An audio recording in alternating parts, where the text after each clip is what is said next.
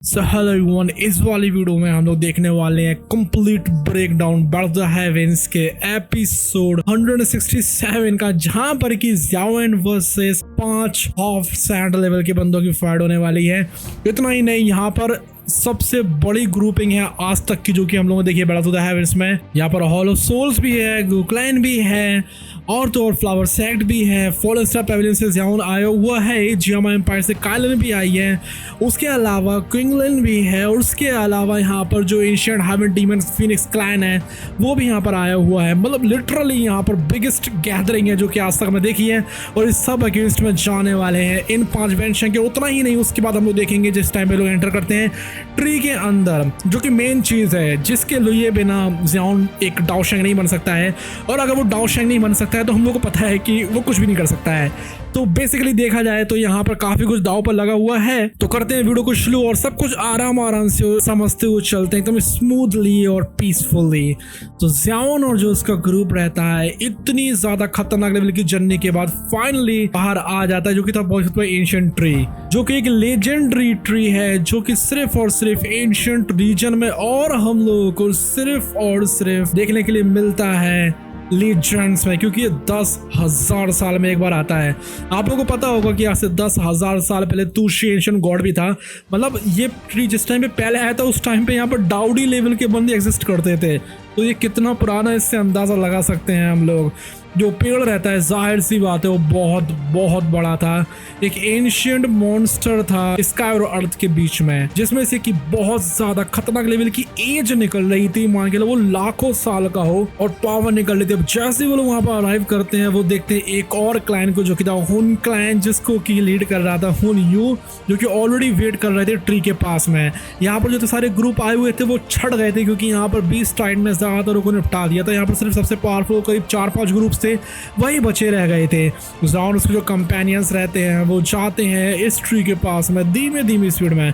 उनको पता थी ये बात कि जो हुन क्लैन है वो कितना रूथलेस है। जो पेड़ रहता है वो बहुत ज़्यादा बढ़िया लग रहा था देखने में, जैसे कि मान के लो वो किसी तो और दुनिया से आया हो। जिस टाइम पे लोग और ज़्यादा पास में उसको देखते हैं, उसका जो मेन ट्रंक वाला हिस्सा रहता है नीचे का, वो पिलर की तरह लग रहा था। उसकी ब्रांचेस इतनी ज़्यादा वास्ट फैली हुई थी जो कि पूरे एक शहर को कवर कर सकती थी। जो ट्री रहता है उसमें से एक बहुत ज़्यादा रिच और फ्रेश एयर आ रही थी, लेकिन जो ज़ाओयन रहता है अपने पावरफुल सोल की वजह से सेंस कर लेता है कि इसमें कुछ ना कुछ तो काला ज़रूर है, क्योंकि इसमें से एक डार्क और चिली मियाज़मा निकल रहा था जो कि इसके अंदर भरा हुआ है। ये जो फील रहती है उसको कंफर्म करती है क्विंगलन, जो कि अपनी प्यूपल्स का इस्तेमाल करती है। वो सेंस कर लेती है कि जो ट्री है उसमें नेगेटिव इमोशंस हैं, और ये नेगेटिव इमोशंस किसके हैं? ये नेगेटिव इमोशंस हैं डाउडी लेवल के बंदे के। हुनियू जो रहता है वो रिवील करता है कि जो बेनशेंग एंसेस्टर रहते हैं उसके क्लाइंट से वो डिसअपियर हो गए थे जिस टाइम पर वो इस ट्री के पास में आए थे किसी टाइम पर। इससे पता लगता है कि बहुत एंशिएंट ट्री जो वो कितना डेंजरस है, यहाँ तक कि इसमें खुद की कॉन्शियसनेस यानी खुद के तरीके से जिंदा भी है। अब कितनी भी वार्निंग्स क्यों ना हो, लेकिन यहाँ पर जो बहुत एंशिएंट ट्री था उसके ट्रेजर की लालच और उसको इग्नोर नहीं कर सकते। सब लोग यहाँ पर डिसाइड करते हैं कि उनको आगे की तरफ बढ़ना चाहिए। हालांकि वो सावधानी बरते हुए थे, एक दूसरे से थोड़ा डिस्टेंस रख रहे थे, लेकिन फिर भी वो पास में जाते थे उस ट्री के। वो नोटिस करते हैं कि यहाँ पर एक अलग ही तरीके का लाइट क्लस्टर आ रहा है। उनको क्या पता थी ये बात कि इतना आसान नहीं है बहुत हार्ड ट्री के अंदर जाना। अगर कोई यहाँ पर एक बेनशेंग लेवल का बंदा भी आया होता ना तब भी वो अंदर नहीं जा पाता, अगर वो अकेले यहाँ पर पहुंच पाता तो। ये तो सिर्फ छोटे मोटे 2 जोन लेवल के बंदे हैं सारे के सारे। तो जो बहुत हार्ड रहता है एक अलग ही तरीके की परसेंटेज लाइट निकल रही थी। अब जैसे वो लोग स्पॉट करते हैं उसको, ट्री की ब्रांचेस रहती हैं वो हिलना शुरू हो जाती हैं। वो पहले नीचे होती हैं और स्प्लिट हो जाती हैं और 5 फिगर्स उसमें से निकले आते हैं। और यही तो खतरनाक लेवल की बात है। इसमें एक शॉकिंग जो प्रेशर रहता है उन फिगर में से निकल रहा था, क्योंकि ये सारे के सारे थे एलीट बेनशेंग बोले तो हाफ सेंट्रल लेवल के बंदे। और ज़ाओयन जो बाकी ग्रुप्स रहते हैं वो यहाँ पर देखकर शॉक रह गए थे। वो सोचते हैं कि ये 5 फिगर्स कहाँ से आ गए। इसका मतलब ये है कि जो बहुत हार्ट है बेनशेंग लेवल के एक्सपर्ट्स तक कोई पपेट बना सकता है। इससे पता लगता है कि यहाँ पर कितनी ज्यादा खतरनाक लेवल की स्ट्रैटेजी बहुत ट्री, क्योंकि जो बेनशेंग लेते हैं वो एग्जिस्टेंस होते हैं जो कि पीक पर बैठे हुए हैं इस डॉक्यू कॉन्टिनेंट के।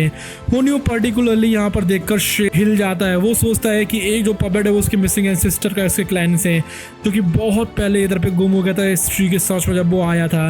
ये जो चिलिंग सीन था उसकी वजह से सबको रियलाइज होता है कि बहुत एंशिएंट ट्री है वो उनकी सोच से भी ज्यादा परे की चीज है। इतना तो उन्होंने कभी इमेजिन भी नहीं करा था। इस टेरिफाइंग चीज को देखकर ज़ाउन प्रपोज करता है कि हम लोग को यहाँ पर इकट्ठा हो जाना चाहिए। अब इस 7 जो ग्रुप रहते हैं टोटल हो चुके थे, हर एक जो रहता है एक एक पपेट के ऊपर हमला करने वाला था।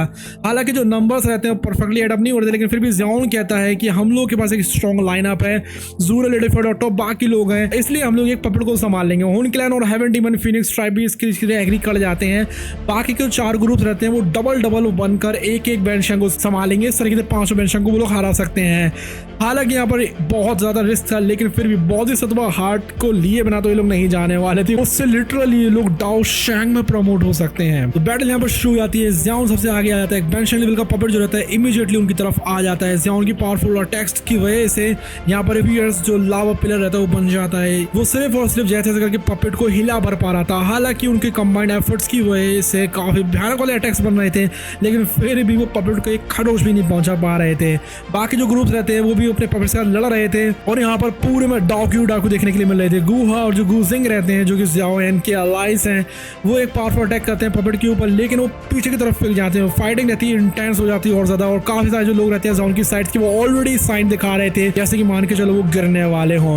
उनको रियलाइज हो जाता है कि जो पपेट्स रहते हैं वो लाइफलेस हैं और उनको सिर्फ और सिर्फ डिस्ट्रॉय किया जा सकता है अगर उनको पूरी तरीके से खत्म कर दिया जाए, उनको नामो निशान मिटा दिया जाए तभी।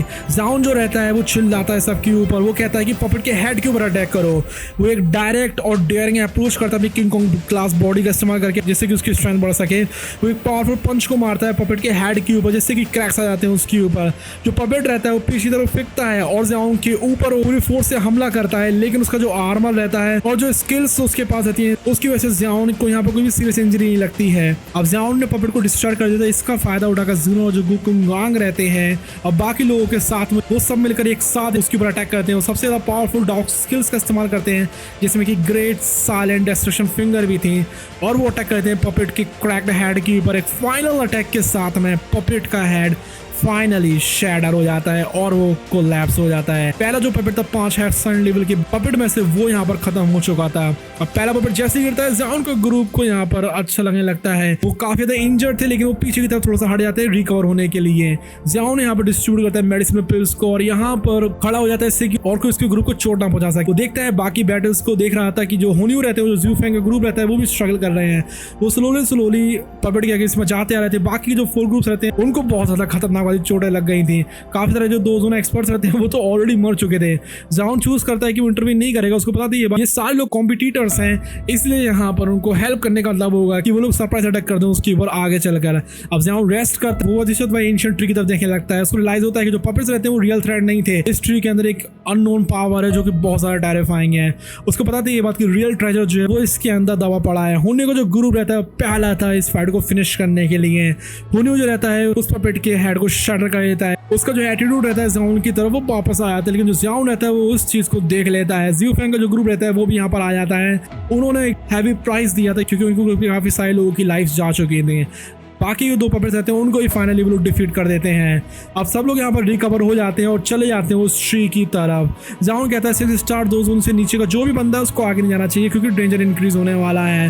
काफी लोग एग्री कर जाते हैं। ज़ाओन ज़ूनो जो काफी स्ट्रॉन्गर मेंबर्स रहते हैं उनके ग्रुप के, उसके बाद वो एंशिएंट ट्री की तरफ चले जाते हैं। हुनियो जो ज़ूफेंग का ग्रुप रहता है वो भी उनके पीछे चला जाता है, लेकिन वो पहले जाना नहीं चाह रहे थे। लास्ट के जो फ्यू ग्रुप्स रहते हैं उन्होंने काफी सारे लोगों को सैक्रिफाइस कर दिया था, वो भी आगे तरफ बढ़ जाते हैं इस उम्मीद में कि उनको भी कोई रिवॉर्ड मिल जाए। अब जैसे लोग बेसर पहुंचते हैं उस ट्री के, सडन फ्लैश आता है ब्राइट लाइट का जो कि उसके ट्रंक से निकलता है। अब जिससे पहले कि रिएक्ट कर पाते हो लाइट रहती है पूरे ग्रुप को एनवलप कर लेती है और जो डाकू रहती है उनकी बॉडी के ऊपर वो वैनिश हो जाती है एक ही इंस्टेंट में। जो पिलर रहता है लाइट का वो ट्री के अंदर चला जाता है और ज़ाओन का जो ग्रुप रहता है वो भी गायब हो जाता है उसके साथ में ही। हमने पिछले एपिसोड में ऑलरेडी इनकी आधी फाइट को एक्सप्लेन कर दिया था और हम लोग इस वाले एपिसोड में आधा ही आगे बढ़ पाए। इससे थोड़ा सा और आगे बढ़कर देखते हैं कि इस ट्री के अंदर होता क्या है। ज़ाओन अपने आप को देखता है एक व्हाइट वॉइड में। मतलब पूरी खाली जगह थी लेकिन वो पूरी सफेद थी। उसकी जो मेमोरीज रहती है कंफ्यूज होने लगती हैं। उसके बाद वो एंटर करता है कि इल्यूशन के अंदर, जो कि बहुत एंशिएंट ट्री ने बनाया था, जहाँ पर उसको विश्वास था, जहाँ पर उसको लगता है कि वो डाओ शैंग बन गया है। लिटरली इतनी ज्यादा इमेंस वर्ल्ड डिस्ट्रॉइंग पावर के साथ वो एफर्टलेसली बीस्ट को एक चुटकी में खत्म कर देता है, अपने राइवल हुनियो को भी निपटा देता है। उसके अंदर एक सेंस आ जाती है जैसे कि मान के लिए वो कुछ भी कर सकता है। इसलिए यहाँ पर वो सोचता है कि अब फाइनली बारी आ चुकी है कि मैं रिवेंज लूं। वो उस इल्यूजन में खो गया था। अब जैसे वो उस इल्यूजन को छोड़ने वाला, एक जेड ग्रीन कलर का भविष्य जो सीड रहती है, जो कि वो कैरी कर रहा था, उसके अंदर से कूल सेंसेशन निकलती है। उसकी वजह से उसको जो माइंड है क्लियर हो जाता है। उसको रियलाइज होती है कि यहाँ पर ट्रुथ है तो है क्या। डाओ शैंग की पावर रहती है और जो इवेंट्स रहते हैं वो सिर्फ और सिर्फ एक लाइफ लाइक इल्यूशन था। वो बिल्कुल असली रहता था देखने में। वो समझ आता है कि जो बेंशियन पपेट्स रहते हैं जिससे कि उन्होंने फाइट करी, वो भी इस ट्रिक के अंडर में आ गए थे और उनकी जो सोल्स रहती हैं वो चली गई थी और वो एम्प्टी शेल्स बन गए थे। मतलब उनके अंदर कुछ था नहीं, बस वो एक बॉडी थी और कुछ भी नहीं। जो इल्यूशन रहता है वो शैडर हो जाता है और उनको देखने के लिए मिलता है एक ट्रायंगल जेड ग्रीन स्पेस, जहाँ पर कि मिनिएचर था एमरल्ड ग्रीन एंशिएंट ट्री, जहां पर कि खड़ा हुआ। वो अपने फ्रेंड्स को देखता है जिनमें की थी ज़्यूनर और बाकी लोग भी थे जैसे कि जो हुनियो, वो ट्रैप थे अपने खुद के इल्यूजन्स में। वो डिमांड करता है कि यहाँ पर ट्री का पर्पस क्या है, वो जानना चाह रहा था इस चीज को। उसके समझ में ट्री जो रहता है उसको फाइनल शॉकिंग इमेज दिखाता है जिसमें कि एक ब्लैक कपड़े पहने हुए फिगर था जिसमें से ऑरा निकल रहा था लेजेंडरी डाउ गॉड का, जो कि एक अल्टीमेट एग्जिस्टेंस है, जो कि उस full size Bodhisattva ancient tree के सामने खड़ा हुआ था।